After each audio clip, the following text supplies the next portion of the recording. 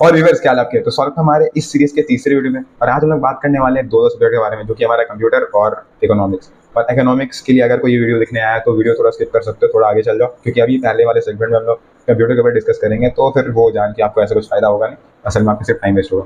तो सबसे पहले शुरू करते हैं हमारे कंप्यूटर की तरफ से, ठीक है। तो अगर आपको कंप्यूटर में एक अच्छा स्कोर करना है, ठीक है, तो आपको समझ में आना चाहिए कि आपके पेपर में आपसे पूछ क्या रहा है। तो वो समझने के लिए सैम्पल पेपर देखते हैं कि आपका क्वेश्चन मतलब क्वेश्चन पेपर सेट कैसे होने वाला है। देखो, तो क्वेश्चन पेपर आपका दो पार्ट में डिवाइडेड है, ठीक है। पहला हमारा है सेक्शन ए। सेक्शन ए में बेसिकली आपको सिर्फ एमसीक्यू के बारे में पूछा जाएगा, ठीक है। एमसीक्यू भी बेसिकली आपका नॉर्मल यही रहता है कि थ्योरी बेस्ड, ठीक है। और थ्योरी बेस्ड में मैक्सिमम का क्वेश्चन आता रहता है आपका आउटपुट का क्वेश्चन रहेगा, या फिर सिंटैक्स कोई एरर है या नहीं है, अगर इसका आउटपुट क्या है। और आपसे सिंपल प्रोग्राम से रिलेटेड ही कुछ कुछ क्वेश्चन रहता है। तो अगर आपका प्रोग्राम एक अच्छा पकड़ रहेगा तो एमसीक्यू करना बहुत ज़्यादा आसान चीज़ है, ठीक है।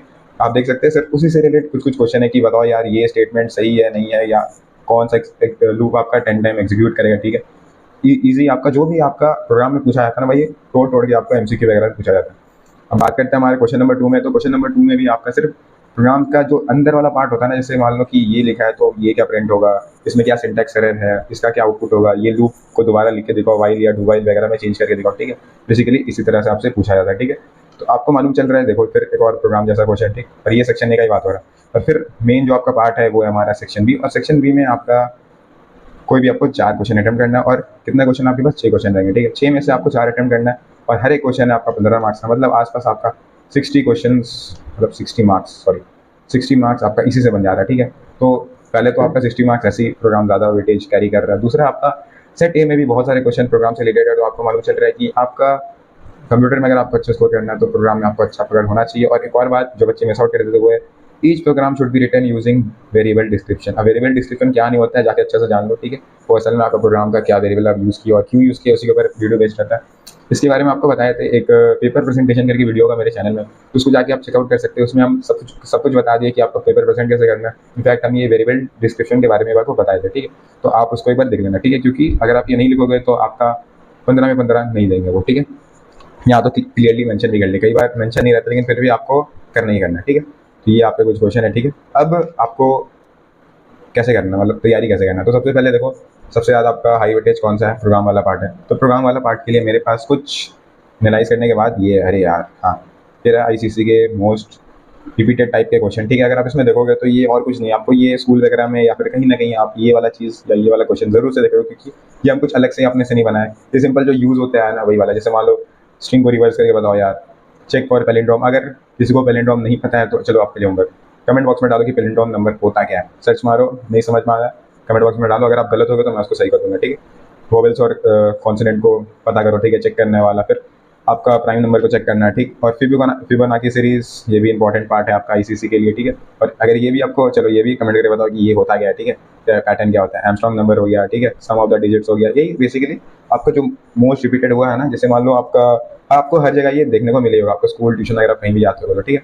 बाकी आपका ये देखो, ये पैटर्न वाला सवाल कि भाई ट्रायंगल में प्रिंट करके दिखाओ, ठीक है, reverse a number, count digits in a number, ठीक है। बेसिकली आपका जो जो रिपीट होते जाता है ना मैक्सिमम ऑफ द टाइम, हम उसको यहाँ पे ला दिया। और ये कुछ आपके पास 28 क्वेश्चन है, ठीक है। और 28 क्वेश्चन आपको समझने और पढ़ने में ज़्यादा टाइम नहीं लगने वाला है। और ये वीडियो आने में थोड़ा लेट भी हो गया तो मैनेज, ठीक है। अब यहाँ तक तो बात होगी आपका प्रोग्राम से ऊपर, ठीक है। प्रोग्राम से ऊपर आते हैं और वो है आपका थ्योरी वाला पार्ट। थ्योरी वाला पार्ट में जैसे देखो, इस पेपर हम बेसिकली, अगर आपको इसमें स्क्रीनशॉट लेना तो आप ले सकते हैं। बेसिकली आपसे प्रोग्राम में यही पूछेगा कि जावा क्या होता है, जावा ओओपी है या पीओपी है, दोनों के बीच में डिफरेंस क्या है, ओओपी और ऑब्जेक्ट ओरिएंटेड प्रोग्रामिंग में, ठीक है। फंडामेंटल्स ऑफ ओओपी, जैसे मान लो इनकैप्सुलेशन हुआ, इनहेरिटेंस हुआ, पॉलीमॉर्फिज्म हुआ, एब्स्ट्रैक्शन हुआ, इसके बारे में अच्छे से नॉलेज दे लेना। एग्जाम्पल भी इसका एक आध रट लेना ताकि आपको एग्जाम में लिखना आसानी हो, ठीक है। बाकी ऑपरेटर्स इन जावा क्या होता है, दिस दैट, ठीक।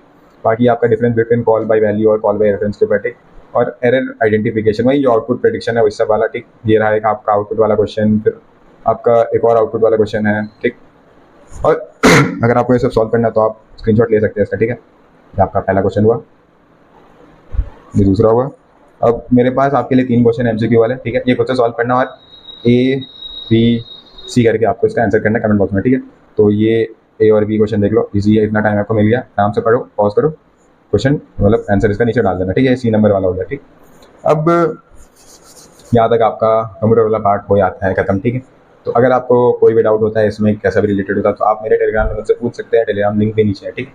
अब बात करते हैं हम लोग इकोनॉमिक्स के ऊपर, ठीक है। अब इकोनॉमिक्स का पेपर भी आपका बेसिकली कंप्यूटर जैसा ही दिखता है, ठीक है। इसमें भी सेक्शन ए होता है, सेक्शन ए में आपका 1 वर्ड और एमसीक्यू वगैरह रहता है, ठीक है, आपको दिख सकता है, ठीक। फिर उसके बाद अगर आप सेक्शन बी में जाते हो तो सेक्शन बी में आपको कोई भी 4 सेट अटेम्प्ट करना रहता है 6 सेट में, ठीक है। अब डायरेक्ट चलते हैं हमारे इंपॉर्टेंट सवाल की तरफ, ठीक है। और सवाल में जाने से पहले हम आपको पहले बता दे रहे हैं कि इकोनॉमिक्स मेरे लिए बिल्कुल ही ज़्यादा नया सब्जेक्ट है, और मैं साइंस का स्टूडेंट हूँ तो पीसीएम वगैरह मेरा मतलब ज़्यादा क्लोज है, और इकोनॉमिक्स होता क्या है क्या नहीं होता मेरे को कुछ नहीं मालूम। बट ये बनाने में मेरा कोई ऐसा रोल प्ले नहीं है, इधर उधर फ्रेंड्स वगैरह से पूछ के और समझ के उनके हेल्प लेके हम ये वीडियो बनाए तो समझ आना, ठीक है। तो ये रहे कुछ इंपॉर्टेंट क्वेश्चन आपके इकोनॉमिक्स के रिलेटेड लगे, लेकिन आपको इसको करना कैसे वो ज़्यादा इंपॉर्टेंट है, तो वो ये देख लो। देखो आपको ये सारे क्वेश्चन को करना कैसे, आपको क्वेश्चन है, ठीक, जैसे मान लो ये क्वेश्चन है, discuss the role of small scale industries in economic growth. अब इसका कुछ आंसर आएगा, ठीक है, कहीं से भी जाओ यार, गूगल वगैरह में मिल जाएगा, ठीक। उसके बाद आपको क्या करना है, हाँ इसको बस रट के चल जाओ, ठीक है। नहीं ऐसा नहीं करना है, ठीक है, कि आपको सवाल मिला, हाँ इंपॉर्टेंट सवाल है, इसको रट के चल जाएगा, रटना नहीं है आपको। इसके पीछे लॉजिक ध्यान रखिए भाई, इसके पीछे का लॉजिक है क्या, ठीक है। Understand the logic behind each answer, मतलब जितने भी क्वेश्चन है ना कि भाई small scale industry economic growth में रोल प्ले क्या करता है, कैसे प्ले करता है, ये आपको मालूम होना चाहिए। और एग्जाम में जितना हो सके ना खुद से बना के आंसर लिखा करो, ठीक है।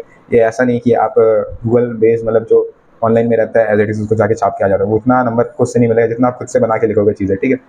दूसरा, आप फ्लो चार्ट्स वगैरह डायग्राम वगैरह जितना ज़्यादा यूज़ करोगे आपका पेपर उतना ज़्यादा इनहांस हो जाएगा और इतना ज़्यादा आपको मार्क्स देखने को मिलेगा, ठीक है। तो आपको जो भी क्वेश्चन में लगता है कि हाँ भाई इसमें डायग्राम ये यूज़ हो सकता है या रेलिवेंट लग रहा है बना दो, ठीक है, लग रहा है रेलिवेंट लग रहा है बना दो, ठीक है। पेपर पूरा भर के सुंदर से लेके आ जाओ।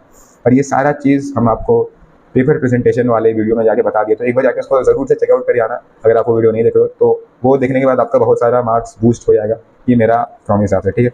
बाकी राइट इन पॉइंट्स, ये वाला पॉइंट हम डिस्कस किए थे पहले वाली वीडियो में। तो पॉइंट्स में लिखने का फायदा ये होता है कि देखो यार पेपर एग्जाम में जो रहता है ना उसके बाद बहुत सारा बंडल में आता है पेपर, ठीक। और एक बार में तो वो चेक करते जाते तो वो फ्रस्ट्रेट हो जाता है कहीं ना कहीं। अब मान लो कोई लिखा है पॉइंट वाइज, ठीक है, पट है, वो चेक किया, मार्क्स दिया, आगे बढ़ा, ठीक है। और एक और बात जान लो कि आपका पेपर जितना जल्दी चेक हो जाएगा उतना ज़्यादा आपको मार्क्स देखने को मिलेगा।